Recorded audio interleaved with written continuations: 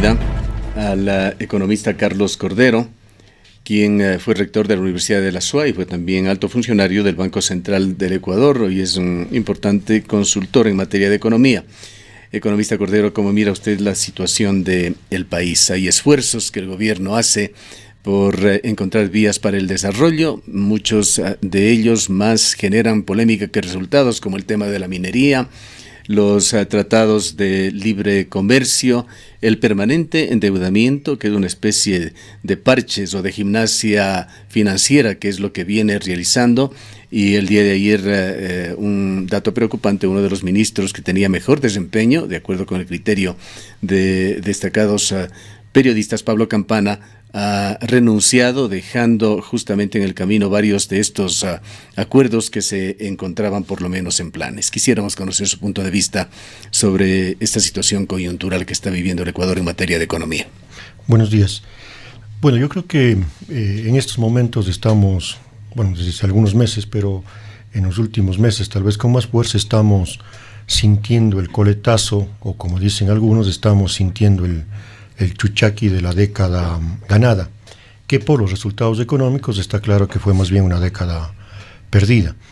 La economía en este momento acusa o está sintiendo un estancamiento económico, no hay crecimiento económico, las cifras hablan de que un crecimiento estaría en torno al 0%, no tenemos necesariamente un decrecimiento económico, pero igual es preocupante porque no hay crecimiento económico. Las cifras que usted dio al comienzo respecto a recuperar, por ejemplo, el ingreso per cápita, lo son consecuencia de eso. Hay un estancamiento económico. La semana anterior, el Fondo Monetario Internacional, algún otro organismo internacional y el propio Banco Central bajaron sus previsiones de crecimiento. Me parece que el Fondo Monetario Internacional lo puso por debajo de cero, un decrecimiento de la economía. Exactamente. O sea, las proyecciones están en torno a cero, unas ligeramente superiores a cero y otras ligeramente inferiores a cero. Por lo tanto, hablar de que estamos en estancamiento económico creo yo que es lo adecuado. Pero lo que tenemos que tener presente eso es que es consecuencia de todo el proceso vivido en los últimos 10 años anteriores a este gobierno. Ahí decíamos justamente que una vez que se agotó ese modelo de crecimiento basado en el gasto público, en la medida en que se agotaron las fuentes de financiamiento del gasto público, la economía iba a entrar en un proceso de achicamiento porque básicamente lo que se iba a hacer es a reducir el gasto público, a no ser que se siga con el mismo modelo, que era insostenible, de seguir endeudándose. Entonces, el primer elemento que tenemos presente en la economía ecuatoriana en este momento, creo yo, es que estamos sintiendo el aletazo de esa falsa imagen de crecimiento económico sustentado en deuda. El Ecuador en la práctica ha seguido endeudándose justamente. El Ecuador ha seguido endeudándose, sin embargo, lo que sí hay que aclarar es que la última negociación de crédito no es realmente un endeudamiento per se, sino que más bien se está enmarcada dentro de lo que se pedía o se decía que se va a hacer, que es refinanciamiento de la deuda externa. ¿Es correcto decir, como lo dijo el ministro Martínez, de que Ecuador ha ahorrado $50 millones en esa operación?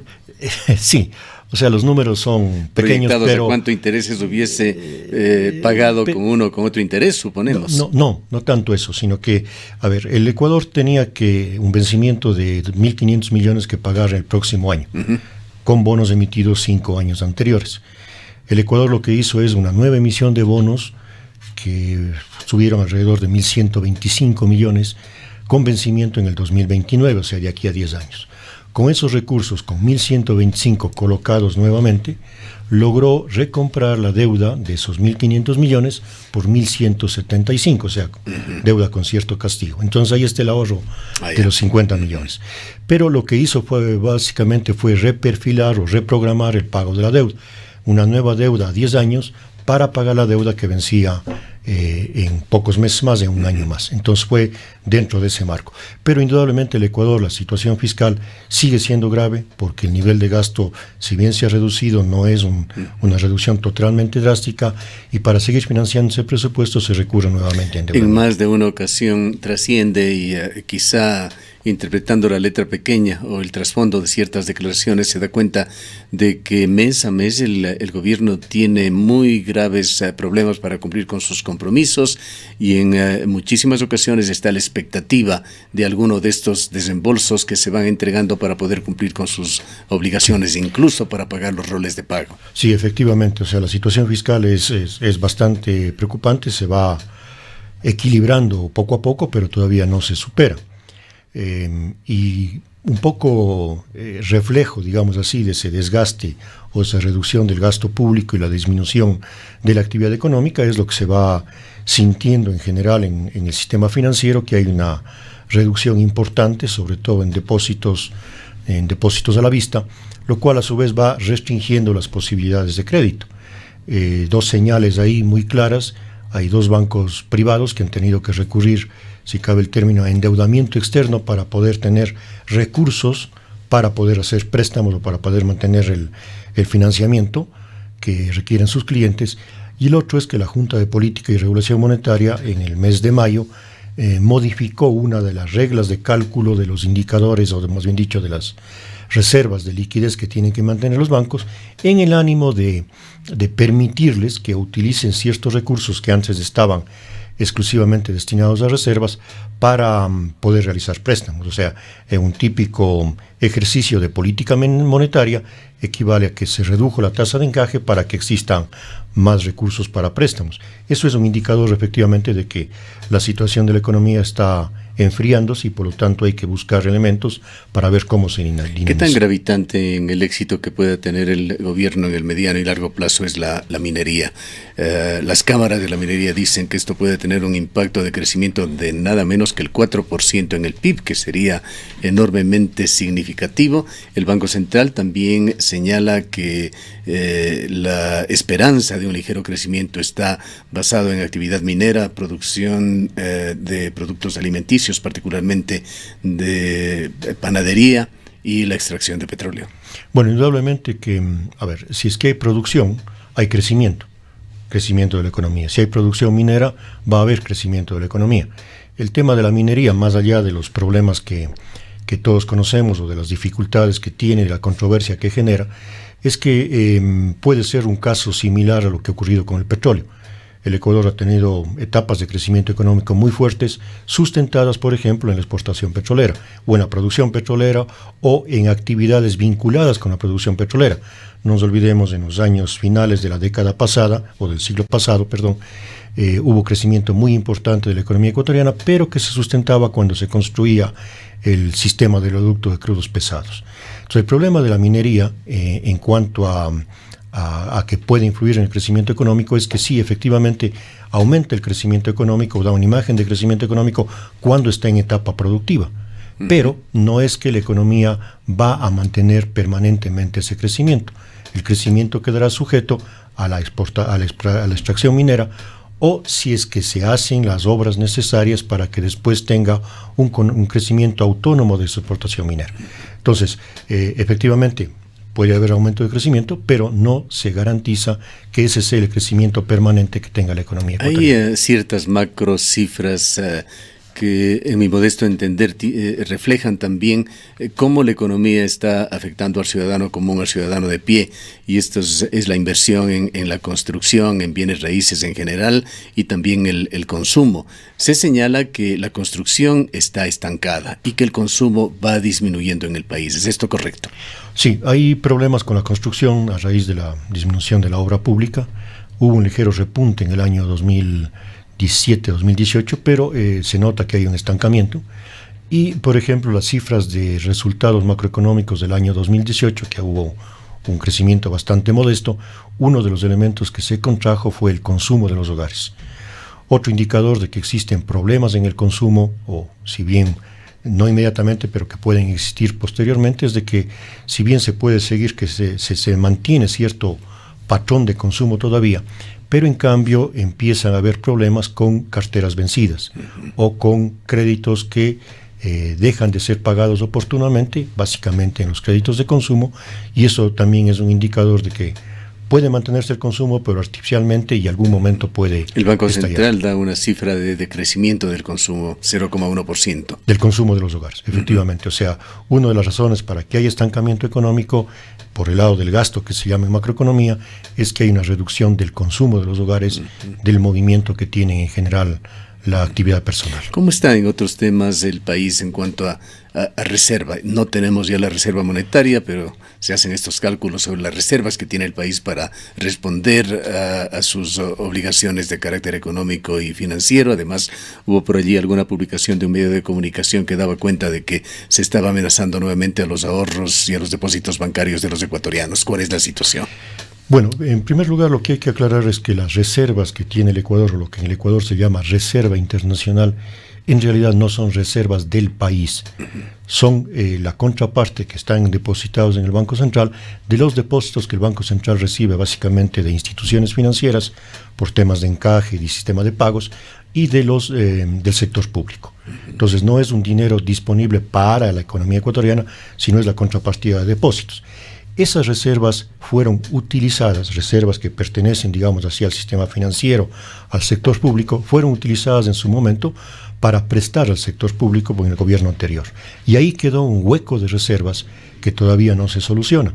Ese hueco de reservas se creó a raíz de que el gobierno de Correa, a través del Banco Central, adquirió una deuda de alrededor de 3.000 millones con cargo a estas reservas y 2.000 fueron pagados con activos de entidades financieras públicas que no pueden ser vendidas por el Banco Central. Entonces el hueco de reservas se presenta básicamente por eso. Este momento las reservas prácticamente cubren hasta casi el 100% de todo lo que tiene que ver con los depósitos del sistema financiero, no así del sector público, que no existen los recursos suficientes, pero desde el punto de vista de los depositantes, creo yo, no existe riesgo mayor por el lado de las reservas. ¿Qué pasa con el dinero electrónico? Se ha vuelto a hablar de la cartera electrónica, de las intenciones del gobierno de bancarizar a través de dinero electrónico a una gran cantidad de ciudadanos del país que no manejan su dinero a través de los bancos. Hay también las mismas preocupaciones que surgieron cuando el gobierno de Correa quiso poner en práctica el dinero electrónico, proyecto que al final fracasó. Pero nuevamente hay este énfasis puesto por autoridades económicas en el dinero electrónico. Muchos ven como la creación de una segunda moneda que incluso eventualmente podría ser sujeto de devaluación con respecto al dinero físico. ¿Cómo mira usted esta situación? No, yo creo que, bueno, definitivamente los dos esquemas de modelo de dinero electrónico son totalmente distintos. Los que se proponían y el que se propone ahora. Exactamente. El dinero electrónico que propuso el gobierno y que implementó el gobierno y que no tuvo éxito, ese sí era básicamente una nueva moneda que el gobierno se proponía emitir. Se temía que se empiece a pagar al sector público con dinero electrónico. Exactamente. No era, o sea, dinero orgánico. Es más, incluso en las estadísticas monetarias del Banco Central, el dinero electrónico estaba contabilizado igual que la moneda nacional o que la moneda extranjera, como moneda, no como un simple medio de pago.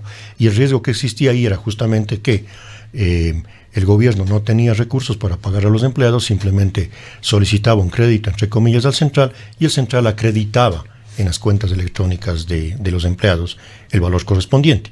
El actual sistema nada tiene que ver con moneda, es un simple medio de pago que se mueve a través de un sistema electrónico, en este caso se dice básicamente a través de los celulares, pero con los recursos que cada uno tiene depositados en las cuentas del banco. Están sustentados con dinero físico. Es, si cabe el término, un cheque electrónico.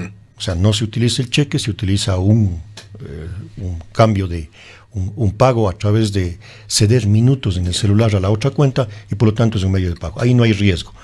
Creo que este momento prácticamente de lo que conocemos está todo listo para que funcione. Existen problemas, más que problemas, existen falta de definiciones en cuanto a los costos. El gobierno, y me parece correcto, está empeñado en eliminar o en disminuir al máximo la utilización del billete físico, digamos así, y fomentar el uso de los canales electrónicos. Por eso, por ejemplo, bajó un poco las comisiones que se cobran en los establecimientos para el uso de las tarjetas de débito, para que se utilice más la tarjeta de débito y menos los billetes. Y este momento, tecnológicamente, creo que está listo el tema del BIMO, que se llama en la banca privada la billetera móvil, y falta algunas presiones muy pequeñas por parte de la Junta de Regulación para que pueda ser utilizado masivamente. Pero riesgo de que esa sea una nueva moneda no existe, es auténticamente un medio de pago, una billetera móvil. Finalmente, economista Cordero, ¿hay menos dinero circulando en el país? El Banco Central dice que hay más o menos la mitad de los sectores económicos, de los sectores de actividad del Ecuador van a continuar decreciendo, identifica 26 de ellos. Esto suponemos significará menos circulante, menos consumo. ¿De qué manera los ciudadanos vamos a ir sintiendo esta crisis? Bueno, las cifras monetarias, sobre todo en cuanto a depósitos, indican que efectivamente hay una reducción importante en el circulante del país. De paso, no se puede medir cuál es la cantidad de dinero en circulación a raíz de la dolarización, pero los indicadores nos muestran que existe una restricción, fruto, insisto, de la reducción del gasto público y de la contracción general de la economía. Además, en la conformación, digamos así, de la actividad económica, otro elemento que preocupa es de que puede existir que de los pocos dólares que circulan en la economía, la preocupación es de que una cantidad importante se vaya afuera a través de las importaciones. El otro elemento que preocupa en este momento es el comportamiento de la balanza de pagos y que lamentablemente no hay mucho margen de maniobra. O sea, hay que evitar en la medida de lo posible que los pocos dólares que circulan en el país se vayan afuera vía importaciones. Por lo tanto, la situación de la balanza de pagos tiene que ser solucionada, tiene que ser corregida. Y ahí, por ejemplo, la libre circulación de mercaderías o reducción de aranceles, sobre todo los que son unilateralmente, no ayudarían básicamente a solucionar el tema. Queremos agradecerle por su presencia al economista Carlos Cordero, quien ha dado un rápido vistazo y ha sumado con su opinión el estado de situación de la economía ecuatoriana.